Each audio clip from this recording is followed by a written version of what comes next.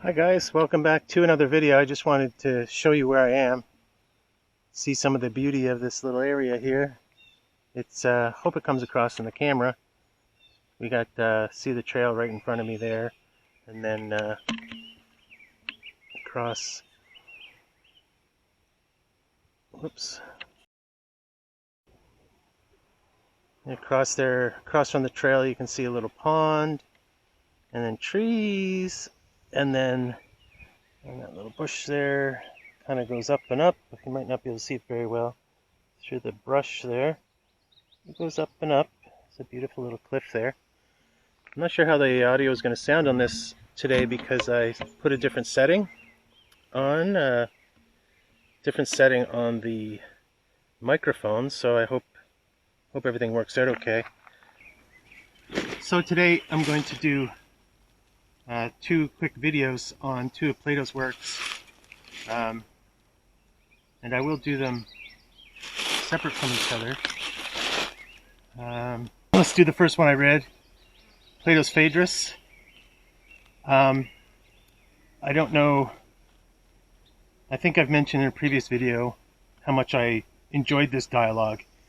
This is one of his longer dialogues, and that's a relative thing because by longer, I mean top 10, but there's a huge difference between the hundreds of pages of the Laws and the Laws First and then the Republic. And this Phaedrus is, in this Oxford Classics, is just over 70 pages. So, if my theory holds that Plato structures his dialogues according to what would be called Aristotle's rules, that an hour on the stage or a minute on the stage has to be an hour in real life or a minute on real life, right? So I kind of believe that if you can read the book in one setting, the dialogue took place at one time. So the Republic, for instance, can't be read in a single sitting. So it must have taken place over a couple days, maybe three or four different days. And it's been a year or two since I read the Republic, so I can't remember that precisely. If it indicates any separation of days, I don't think it does, but that's neither here nor there, I guess. But some of the dialogues do refer to change of day, like the connected dialogues. Like the Timaeus refers to the conversations in the previous dialogue. What was the previous dialogue? Can't remember. But then the Euthyphro, the Phaedo, and the Credo, they're all interreferential. Okay, so the Phaedrus. Did I say Phaedo at the start? I meant Phaedrus. The Phaedrus is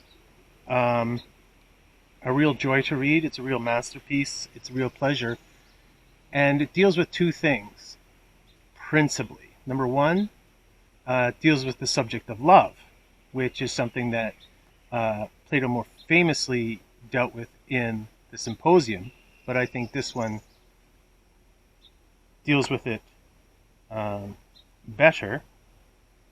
And number two, it deals with the subject of writing, of specifically speech writing, and writing and speaking, rhetoric, the same thing. And he even touches on writing in some little references here and there. And this is why I read this dialogue. It's for the book that I'm writing, and you can find the introduction to that book. I just put it up on my Patreon page. There you go.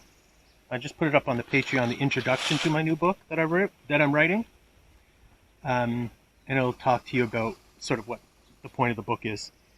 So, the Phaedrus, dealing with those two main topics, love and then of public speaking or whatever, speech writing, public speaking, like what is the connection between the two? Like how are they related at all? Well, Plato relates them because the whole dialogue starts with this Phaedrus bringing a speech to Plato that he really liked, and he wanted bringing to Socrates a speech that he wrote or that he really liked, and the writer was Lysias, and I think one of Plato's dialogues, could be one of the disputed dialogues, is the Lysias, I believe. I could be mistaken.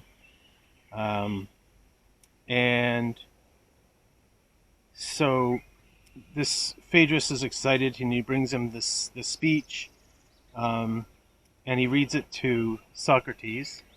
And Socrates is kind of like, okay. And his friend says, Phaedrus says, well, why don't you give your own speech about love? And so he does. And obviously the speech is different, and it's a bit more Platonic and so on. Plato here, or Socrates here, wants to do what he normally does and say basically, well, what really is love, right? Which is the subject of the speech. What really is love? Is it what this first person said it was?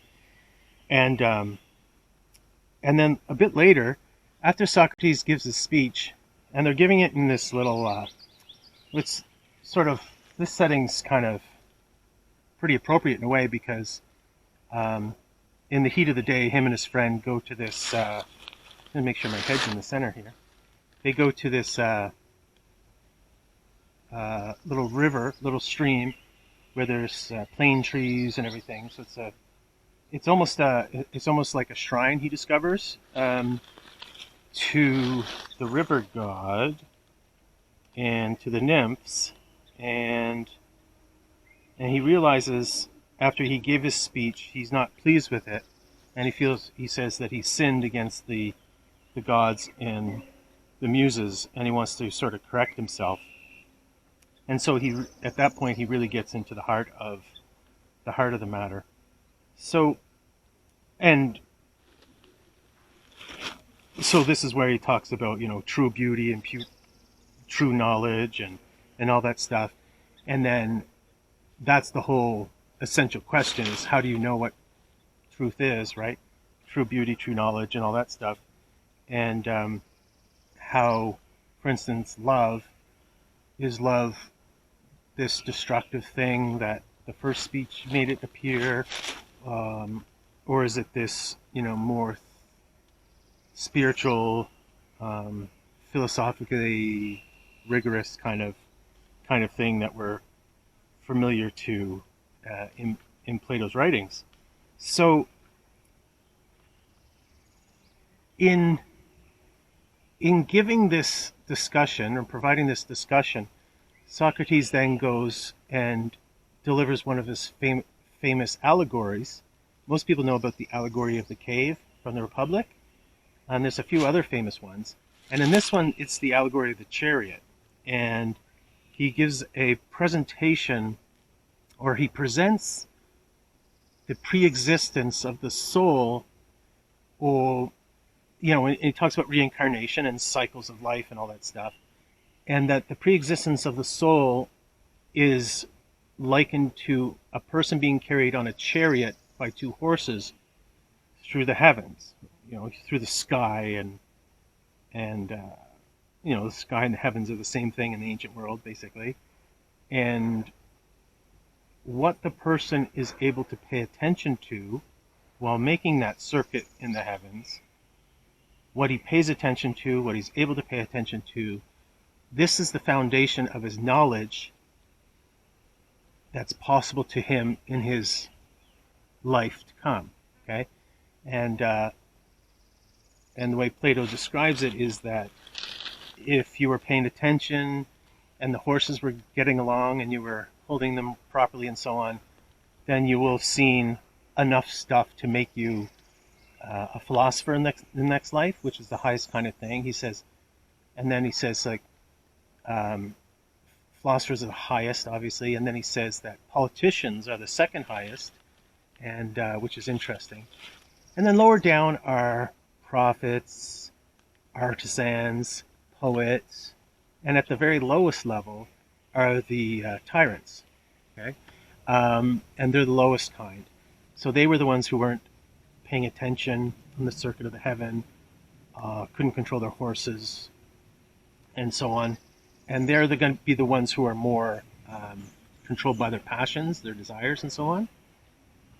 And so the person who was paying attention and was exposed to the truth in the heavenly sphere will be able to recollect that knowledge in his earthly life. I mean, it's not guaranteed or whatever, but he's already set himself up to the best kind of possible life to come. And so that's basically the conclusion of the dialogue.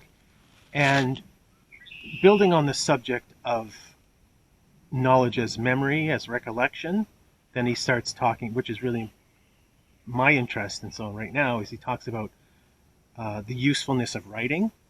And he says basically writing's good if it helps a person jog their memory. And writing's most useful to the person who writes as a jog to their own memory. So we can think of Plato writing his own dialogues to kind of remember the truth, right? But he says a living word is better than a written word. So having a discussion with someone is better than reading their book, because then you can ask them questions, get them to explain themselves, right? And he talks about the whole thing that writing is just an image of the thing they're talking about anyway, which is itself an image of the heavenly reality and so on. So it's pretty interesting in that regard. So if you're interested in the subject of love, in the subject of Plato's idea of what knowledge is, and his interest and his views on writing and speech giving and so on, then this is the dialogue for you.